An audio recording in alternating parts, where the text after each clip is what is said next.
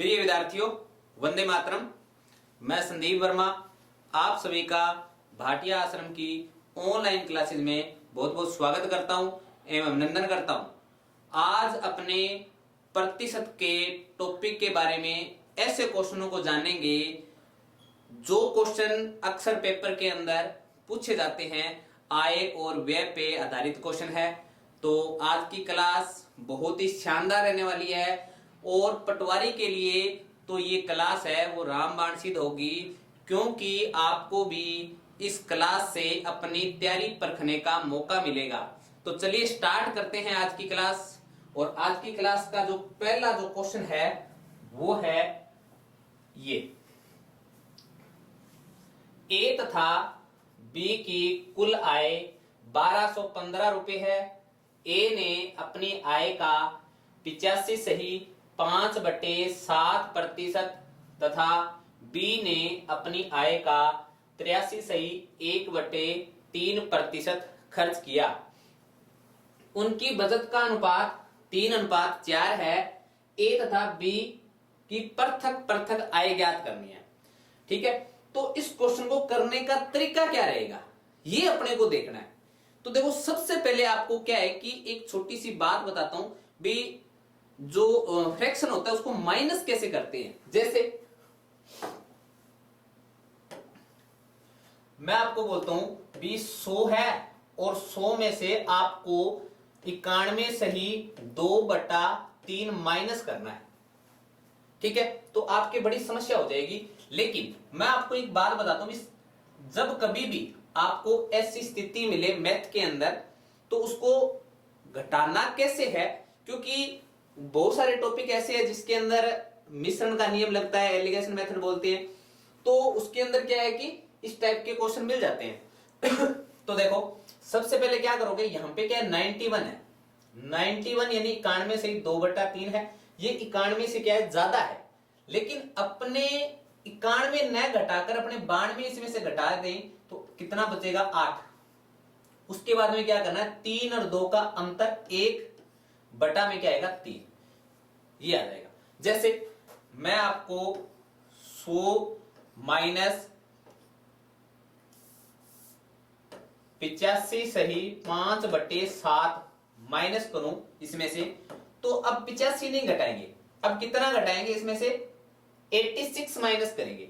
86 minus किया तो अपने पास क्या बच जाएगा, 14 बचेगा।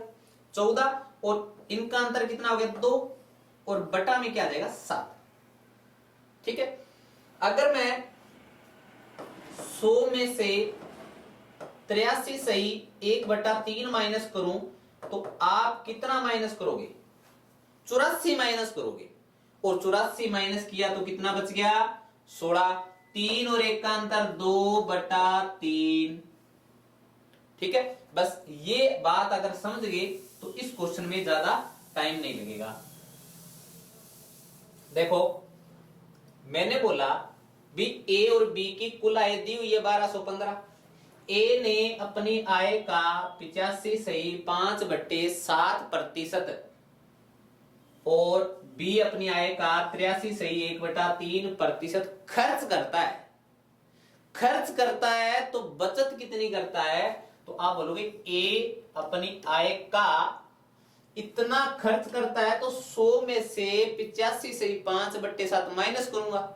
तो माइनस करूंगा तो 14 सही 2/7% क्या करता है, बचत करता है। और बी है, बी 83 सही 1/3% खर्च करता है तो बचत कितनी करता है 16 सही 2/3%। और जिसका अनुपात बताया है 3:4 यानी 3/4।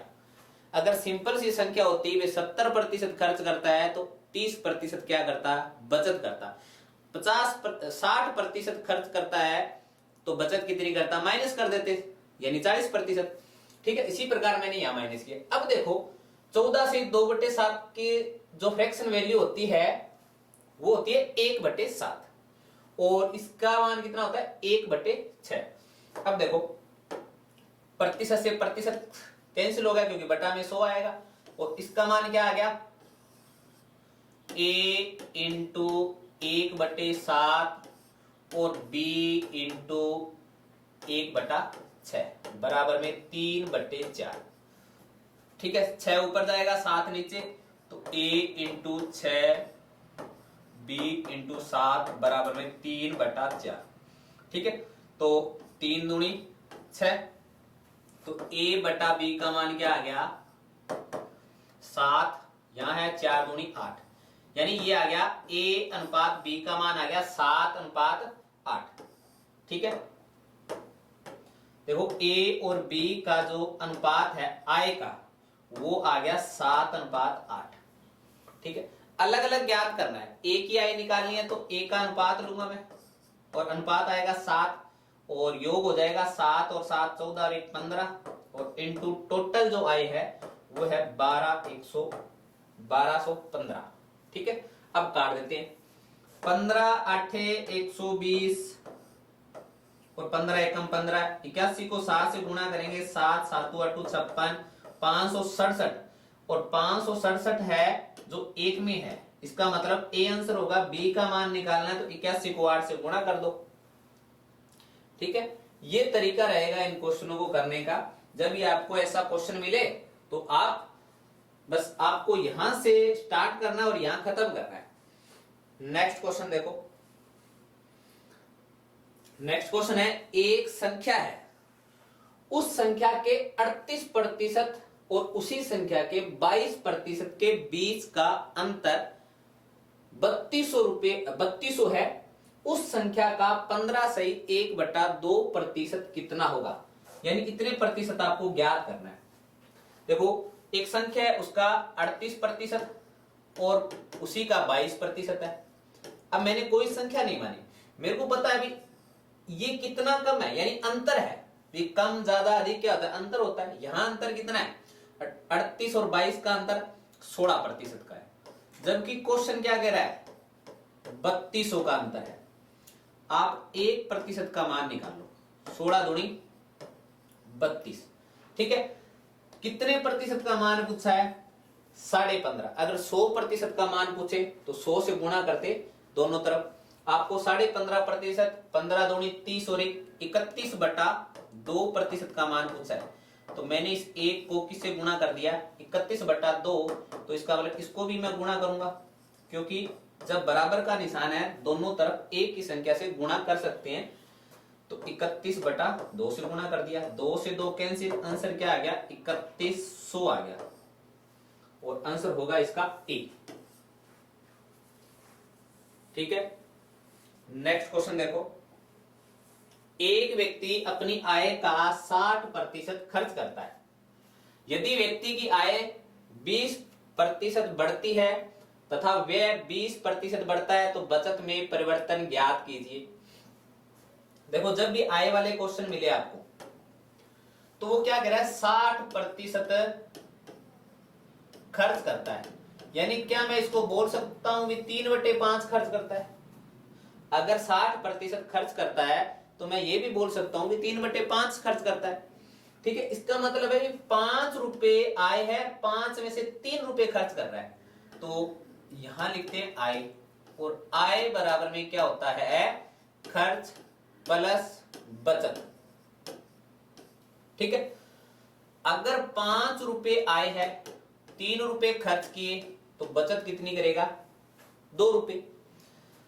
अगर मैं बोलूं 500 रुपए आए हैं तो आप बोलोगे 300 रुपए खर्च किए हैं, बचत कितनी करेगा 200 रुपए। ये 2 जीरो इसलिए चिपकाई है मैंने क्योंकि प्रतिशत वृद्धि और कमी निकालने में आसानी हो।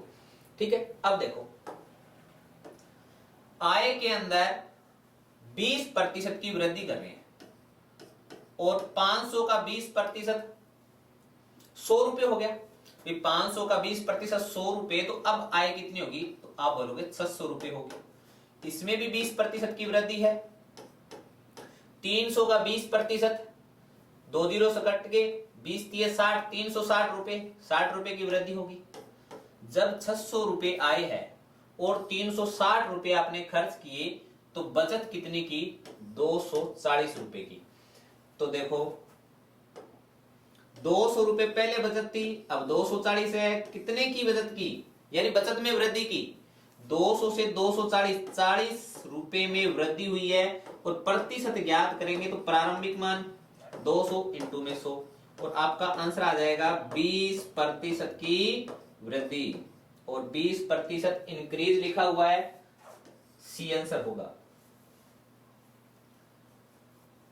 ठीक है, नेक्स्ट देखो, एक व्यक्ति अपनी आय का 70% खर्च करता है। यदि व्यक्ति की आय 30% बढ़ती है और व्यय 10% घटता है इस बार, ठीक है, क्या मैं 70% को 7/10 नहीं लिख सकता क्या? तो आप बोलोगे बिल्कुल लिख सकते हैं, 70% है, प्रतिशत हटाऊंगा तो बटा में 100 लगा दूंगा। ठीक है, तो अब देखो आय कितनी है, आप बोलोगे ₹7, और यहां पे व्यय और खर्च एक ही बात है। आय है ₹10 और ₹7 क्या है, खर्च है, तो बचत ₹7 व्यय है, यहां पे बचत होगा ₹7 व्यय किए यानी खर्च किए। ठीक है, तो ₹3 की क्या की, बचत कर दी। ठीक है, अब देखो यहां अगर मैं 1 0 लगाऊं तो यहां भी 1 0 लगाऊंगा, यहां भी 1 0 लगाऊंगा। अब देखो वृद्धि करते हैं, आय में कितने की वृद्धि की, 30% की, तो 100 का 30%, 30 हो गया, तो ये हो गया 130। इसमें कितने की वृद्धि नहीं की, इसमें कमी की है 10% की। ठीक है, 70 का 10%, ₹7 की क्या कर दी, कमी, तो ये हो गया ₹63। ठीक है, अब देखो ₹130 आए है, ₹63 खर्च किए, बचत कितने की, माइनस कर देते हैं, 10 में से 3 गया 7, 12 में से 6 गया 6, यानी 67 हो गया। बचत देखो पहले ₹30 की थी, अब बचत 67 है, कितने की वृद्धि की, आप बोलोगे 37 की वृद्धि की। ठीक है, प्रतिशत मान निकालेंगे तो प्रारंभिक मान पे, प्रारंभिक मान कितना होगा, 30 इंटू में 100, 0 से 0 कैंसिल, 370/3% की क्या होगी, वृद्धि होगी, यानी आंसर होगा सी। उम्मीद करता हूं कि आपको अच्छे से समझ में आ गया होगा। ठीक है, चलिए नेक्स्ट क्वेश्चन करते हैं। नेक्स्ट क्वेश्चन है, एक व्यक्ति ₹7350 आय में से ₹4900 व्यय करता है। यदि आय तथा व्यय में 13% तथा 7% की वृद्धि हो तब बचत में प्रतिशत परिवर्तन ज्ञात कीजिए। अब बच्चे क्या करते हैं, इस क्वेश्चन को कैसे करेंगे, पहले मैं आपको वो तरीका बताता हूं। देखो अगर है आय ₹7350 और उसमें से व्यय कितने किए, यानी खर्च कितने किए, और यहां पे होगी बचत। आप जल्दी से क्या करोगे, ये लिखा 7350 और खर्च किए ₹4900, और फिर क्या करोगे, इसमें से घटा दोगे 0, 5, यहां से कितना 12, 12 में से 9 गए 3, और ये आ गया 6350। ठीक है, 9 और 3 11, 9 और 3 12 और 1 13। ठीक है, अब देखो अब आप इसमें क्या करोगे, 13% की वृद्धि, 7% की वृद्धि, तो ये क्वेश्चन क्या है, थोड़ा सा कठिन हो जाएगा। और अपने को क्वेश्चन कठिन नहीं बनाना, अपने को कैलकुलेशन आसान बनानी है, क्योंकि कंपटीशन के अंदर क्या होता है, कैलकुलेशन आसान होती है, अपने को हार्ड लगती है लेकिन उसको आसान बना दिया जाता है। जैसे इस क्वेश्चन को करता हूं मैं क्या करूंगा, मैंने आपको एक तरीका बताया, रेशो मेथड। ठीक है, इससे सारे क्वेश्चन हल हो जाएंगे, चाहे वो प्रतिशत का है, चाहे साधारण ब्याज का है, चाहे चक्रवृद्धि ब्याज का है, चाहे लाभ हानि का है, चाहे बट्टा का है। यानी रेशो मेथड एक ऐसा है, 90% क्वेश्चन ऐसे है जो रेशो से हल आसानी से हो जाते हैं। ठीक है, मैं आपको धीरे धीरे सभी टॉपिकों के बारे में आगे बताऊंगा, तो सारे रेशो मेथड से ही हल करेंगे। तो देखो कि अपने आय कितनी है, आय है 7350, और व्यय यानी खर्च कितना है, तो आप बोलोगे ₹4900। क्या अपने इसका रेशो नहीं निकाल सकते क्या, तो आप बोलोगे बिल्कुल निकाल सकते हैं, इसमें क्या बड़ी बात है। तो देखो 0 से 0 काटा, तो 7 एकम 7, 7 5 35, और 7 7 49, 35 3 105 होते हैं, 35 दूना 70। ये मैंने अनुपात निकाल लिया आय और खर्च का। तो यहाँ पे 3 रुपए आए हैं, 2 रुपए खर्च किए, बचत कितने की 1 की। ठीक है, 2 जीरो चिपका दो, ये लो। अब आसान हो गया। देखो अब इसके अंदर 13% की वृद्धि करें ना तो मौखिक रूप से कर सकते हैं। 13 3 39 यानी 339 रुपए हो गए बराबर। खर्च के अंदर की है 7% की वृद्धि, तो 200 का 7% निकालना बड़ा ही आसान है। अब क्वेश्चन गरीब सा बन गया ये, यानी 200 का 7% कितना हो गया, 7 दूनी 14 रुपए की वृद्धि की है, तो ये हो जाएगा 214। अच्छा, बचत 9 में से 4 गया 5, 3 में से 1 गया 2 और 3 में से 2 गया 1, 125। ठीक है, सही है। 9 में से 4 गया 5, ठीक है। 33 में से 21 गए, 12 बच गए। ठीक है, अब देखो, अब तो क्वेश्चन हो ही गया।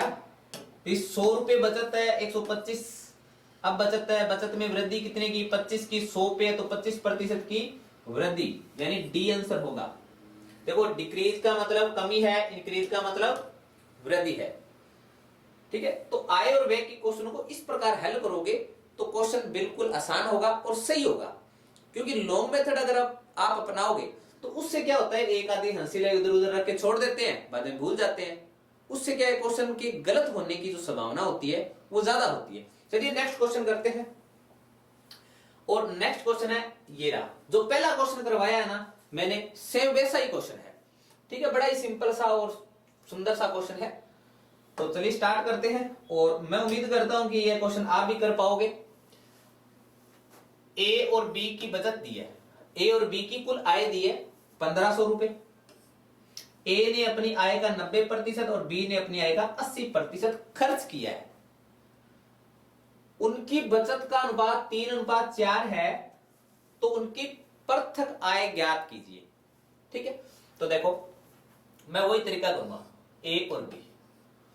तो मान लो ए आय है और ये भी बी क्या आय है, तो ए का 90% क्या करता है, खर्च करता है, तो बचत 10% करेगा।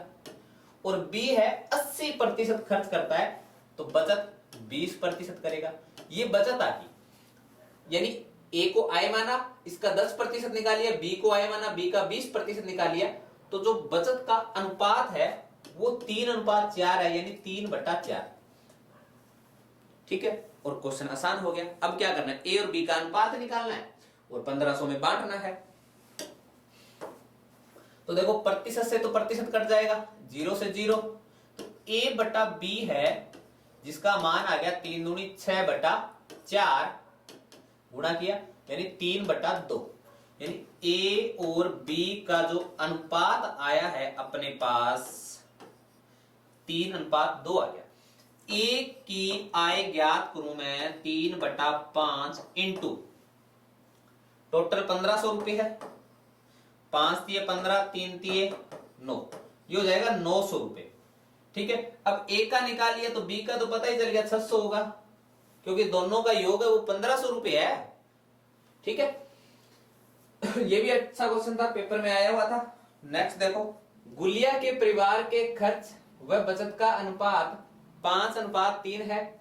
यदि खर्च में 60% की वृद्धि व आय में 25% की वृद्धि हो तो बचत में 3500 रुपए की कमी हो जाती है। गुलिया के परिवार की बढ़ी हुई आय ज्ञात करो। ठीक है, तो इस क्वेश्चन को कैसे करेंगे, वही तरीका अपने पास। आय बराबर में क्या होता है, खर्च प्लस बचत। ठीक है, इस बार खर्च और बचत का अनुपात दिया है, कोई दिक्कत नहीं है। यहाँ पे 5 है, ये 3 है, तो आय कितनी हो जाएगी 8। 2 जीरो चिपका दो इनके, ये लो। ठीक है, अब देखो खर्च में 60% की वृद्धि व आय में 25% की वृद्धि।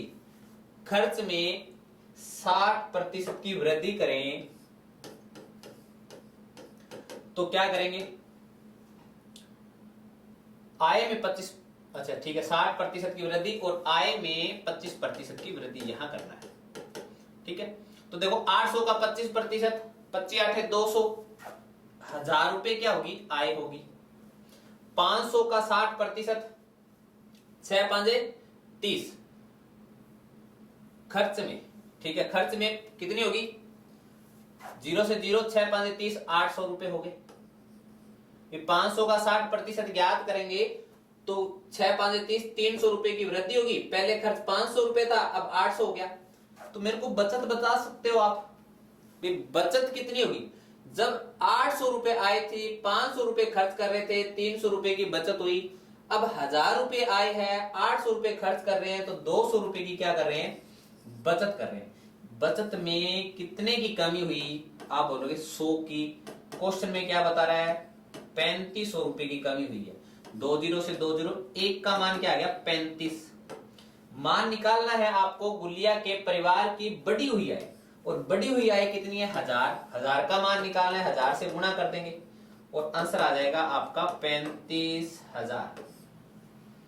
ठीक है, बढ़िया क्वेश्चन था। इस क्वेश्चन के अंदर खर्च और बचत का अनुपात दिया हुआ था। इससे पहले जितने भी क्वेश्चन किए थे उसके अंदर आय का या खर्च का अनुपात दिया हुआ था। ठीक है, नेक्स्ट क्वेश्चन देखो।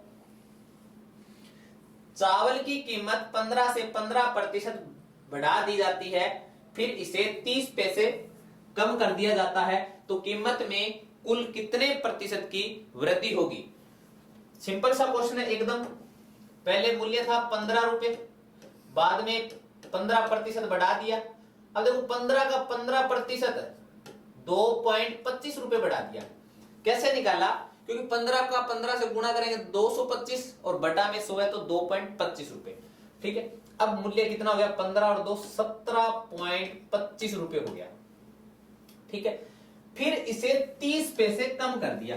30 माइनस कर दो, 5 12 में से 3 गया 9 और ये हो जाएगा 16.95। तो जो वृद्धि हुई है, पहले 15 रुपए, अब 16.95, कितने की वृद्धि हुई है, 1.95 की वृद्धि हुई है। बटा में किस पे हुई है, 15 पे। वृद्धि निकालनी है प्रतिशत के अंदर, 100 से गुणा करेंगे। ठीक है, पॉइंट हटाया, बटा में 100, भाग दिया 15 एकम 15, 15 दिए 45, आंसर आ गया 13%। और सही आंसर होगा ए। उम्मीद करता हूं कि आपको ये समझ में आ गया होगा। चलिए नेक्स्ट क्वेश्चन। एक व्यक्ति अपनी आय का 25% बचाता है। यदि उसकी आय में 20% की वृद्धि हो जाती है और फिर भी वह पूर्व के बराबर धनराशि बचाता है, तो उसके खर्च में हुई वृद्धि का प्रतिशत कितना है। तो देखो, आय का 25% बचाता है। अगर आय 100 रुपए है, आय कितनी है, 100 रुपए। देखो उसको आप 1/4 से भी कर सकते हो। आय 100 रुपए है तो खर्च प्लस बचत, आय कितनी है, 100 रुपए, और आय का 25% बचाता है। 25 बचाता है तो 100 का 25% 25 हो गया, तो खर्च कितना करेगा, 75 यानी 76 रुपए। अब वो क्या कह रहा है, फिर भी वह पूर्व के बराबर धनराशि बचाता है, तो उसके खर्च में हुई वृद्धि का प्रतिशत। पूर्व के बराबर धनराशि बचाता है, इसका मतलब यहां 25 रुपए ही बचा रहा है। ठीक है, और आय में वृद्धि कितने की कर रहा है, आय में वृद्धि कर रहा है 20% की, तो ये हो जाएगा 120। 120 हो गया। यहां बता सकते हो कितना मान आएगा, जब आय 100 रुपए थी, 76 खर्च कर रहा है, बचत 25 रुपए की, और जब आय 20% बढ़ाने के बाद भी बचत 25 है, तो यहां पे मैंने 25 लिख दिया। अब मेरे को खर्च बता सकते हो कितना होगा। खर्च देखो, 120 में से 25 माइनस करेंगे तो ये हो जाएगा 95। 5 5 10, 9 2 11 और 1 12। खर्च पहले 75, अब 95। अब देखो इस क्वेश्चन के अंदर आपको खर्च में वृद्धि का प्रतिशत पूछा है, उसके खर्च में हुई वृद्धि का प्रतिशत, जबकि अभी तक अपने क्या कर रहे थे, हर बार बचत में वृद्धि, बचत में वृद्धि, बचत में कमी। तो यानी किसी भी टाइप का क्वेश्चन आ जाए, आय व्यय बचत, तो आपको इसी टाइप से क्वेश्चन को हल करना है। चलिए देखते हैं आगे। 76 से 95 कितने की वृद्धि कर दी, 20 की। ठीक है, बटा में प्रारंभिक मान 75 इंटू में 100, 25 चौके 100 और 25 तिये 75, यानी 80/3, 26 सही 2/3% की क्या हो जाएगी, खर्च में वृद्धि हो जाएगी। आंसर होगा ए। ठीक है, समझ में आ गया होगा। चलिए नेक्स्ट क्वेश्चन करते हैं। और नेक्स्ट क्वेश्चन बहुत ही अच्छा और खूबसूरत क्वेश्चन है। अगर पेट्रोल की कीमत 22 सहित 2/3% बढ़ जाती है, मतलब कीमत बढ़ी है तो खपत 53 लीटर बढ़ जाता है और कुल खर्च 1710 रुपए बढ़ जाता है। शुरुआती खपत 154 लीटर थी, ठीक है, और फिर प्रारंभिक व्यय ज्ञात करें, यानी प्रारंभिक खर्चा बताना है, प्रारंभ के अंदर कितने रुपए खर्च होते थे। देखो 22 से 2/9% का पहले तो फ्रैक्शन मान निकालना आना चाहिए। 22 को 9 से गुणा किया, 9 दूनी 18 और 1 19 198 और 2 200/9 और 200/9 का क्या हो जाए 200/900, 2/9 आएगा। ठीक है, ये कैलकुलेशन आपको मौखिक रूप से आनी चाहिए। 22 को 9 से गुणा करेंगे, 2 जोड़ेंगे तो ये आ जाएगा 200/9, प्रतिशत हटाया, बटा में 2 जीरो लगा दी तो ये हो जाएगा 2/9। अब एक बात बताता हूं, अगर 44 से 4/9 आता तो फ्रैक्शन मान 4/9 होगा। 55 से 5/9 आए तो 5/9 होगा। यहाँ पे 22 से 2/9 आया तो 2/9 होगा। ठीक है, प्रारंभिक मान कितना होगा, कीमत, यहां लिखता हूं मैं कीमत, तो प्रारंभ में कीमत थी और यहां पे अंतिम कर देते हैं। प्रारंभ में थी 9, ठीक है, फिर 2 रुपए बढ़ गए, अंतिम होगी 11। ये एक रेशो निकाल लिया मैंने कीमत का। जब 9 रुपए कीमत थी, खपत 154 लीटर, तो 9 रुपए कीमत के हिसाब से 154 लीटर का ये खर्चा आएगा। जब 11 रुपए कीमत होगी तो खपत बढ़ भी गई, कितनी, 53 बढ़ गई, तो ये हो जाएगा 207। ठीक है, ये जो मान आया है ये मैं गुणा नहीं करूंगा, क्योंकि गुणा करने के बाद काटेंगे तो अपने टाइम खराब करने वाली बात है, इसको ऐसा ही पढ़ा रहने दो। अब देखो 9 एकम 9, 9 दूनी 18, 9 तिये 27, ये 11 से कट जाएगा, 11 एकम 11 और 11 चौके 44। देखो 14:23 ये आ गया खर्च का अनुपात, यानी प्रारंभ में 14 रुपए खर्च होते थे, बाद में 23 रुपए खर्च होने लगे, खर्च में वृद्धि हुई है, कितने की, 6 और 3 9 रुपए की, जबकि क्वेश्चन क्या कह रहा है 1710 की वृद्धि हुई है। ठीक है, तो 1 का मान निकालेंगे, 9 का भाग देंगे, तो 9 का भाग देंगे तो 19 निम्न 171 होते हैं, 190 आ गया। ठीक है, मान किसका निकालना है, प्रारंभिक व्यय, मतलब 14 की वैल्यू निकालनी है, इनटू में क्या कर देंगे 14, 0 14 निम्न 126, 6 हंसिलाई 12, 14 एकम 14 और 12 26, आंसर आएगा 2660 रुपए ए। और अगर वो अंतिम खर्च पूछता, यानी वृद्धि होने के बाद, तो 1 के मान को किससे गुणा करते, 23 से गुणा करते, और 23 से 190 को 23 से गुणा करते, तो बढ़ाने के बाद खर्चा आ जाता। ठीक है, तो उम्मीद करता हूं कि ये आपको क्वेश्चन अच्छे से समझ में आ गए होंगे, और पटवारी के अंदर इस टाइप के क्वेश्चन आने की पूरी संभावना है। तो चलिए नेक्स्ट वीडियो में फिर मिलेंगे अपने इसी उत्साह और उमंग के साथ। तब तक के लिए अपना ख्याल रखिए। जय हिंद, जय भारत।